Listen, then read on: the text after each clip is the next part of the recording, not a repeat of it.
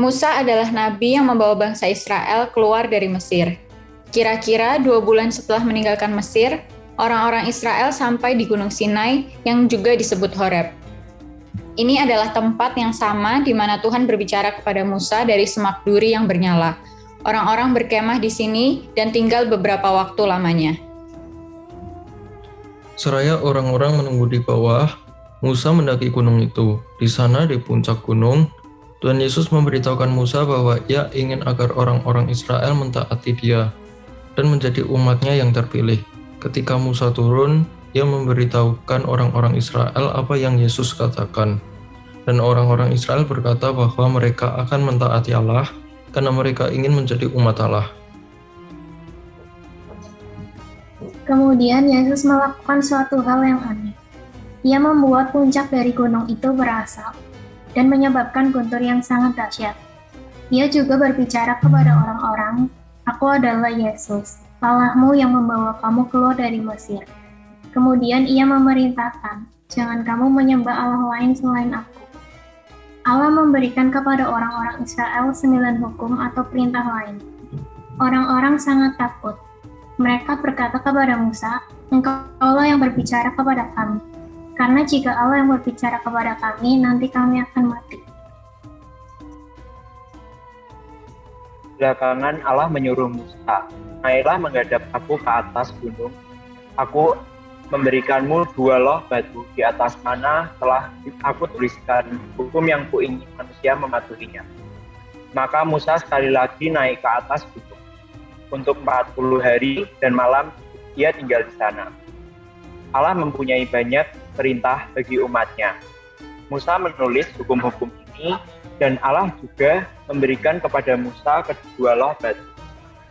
Di atas ini Allah sendiri telah menulis 10 hukum yang ia ucapkan kepada seluruh umatnya.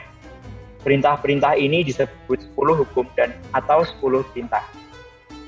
10 hukum ini merupakan perintah-perintah yang penting, tetapi demikian juga perintah-perintah lain yang Allah berikan kepada orang-orang Israel. Salah satu dari hukum ini adalah "Kasihilah Tuhan Allahmu dengan segenap hatimu, segenap pikiranmu, segenap jiwamu, dan segenap kekuatanmu."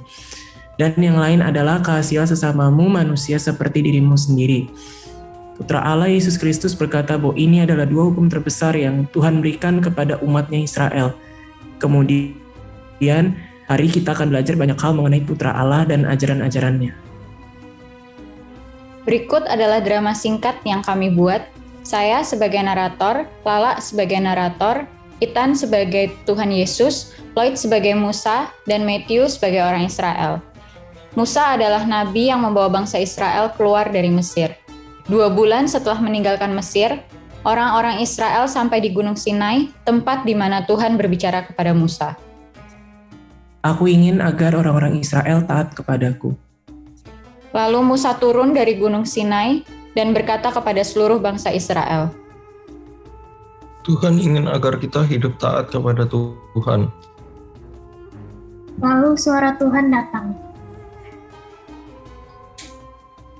Jangan kamu menyembah Allah lain selain aku.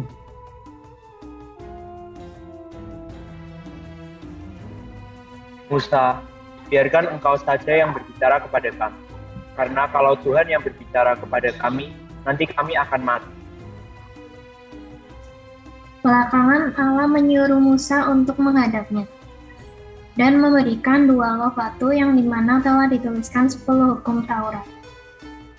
Berikut refleksi saya dari cerita Musa dan hukum Taurat, bahwa saya belajar apabila Tuhan ingin kita setia kepadanya, di mana kita mematuhi perintah Tuhan. Saya percaya di mana kita mengasihi Tuhan, maka Tuhan juga akan mengasihi kita. Dari kisah Nabi Musa dan hukum Taurat, saya merenungkan bahwa saya harus belajar untuk menaati dan menuruti segala perintah Tuhan. Perintah Tuhan adalah aturan dan ketetapan yang telah Tuhan tetapkan supaya manusia tunduk kepadanya. Refleksi dari saya, dari cerita Musa dan hukum Taurat, saya mendapatkan banyak pelajaran yang dapat saya ambil untuk selalu patuh akan perintah Tuhan. Dan saya tersadar untuk harus tetap selalu mengikuti perintah Allah, karena dengan mengikuti perintah-perintahnya, hidup kita akan dipimpin dan dituntun olehnya. untuk mencapai kemuliaan Allah. Selain itu, saya akan melakukan perintah-perintahnya untuk memenuhi keinginannya dan untuk memuliakan namanya di muka bumi ini. Karena taat pada perintahnya adalah tugas kita agar kita dapat mengarah menuju kebaikan dan menjadi mulia di matanya.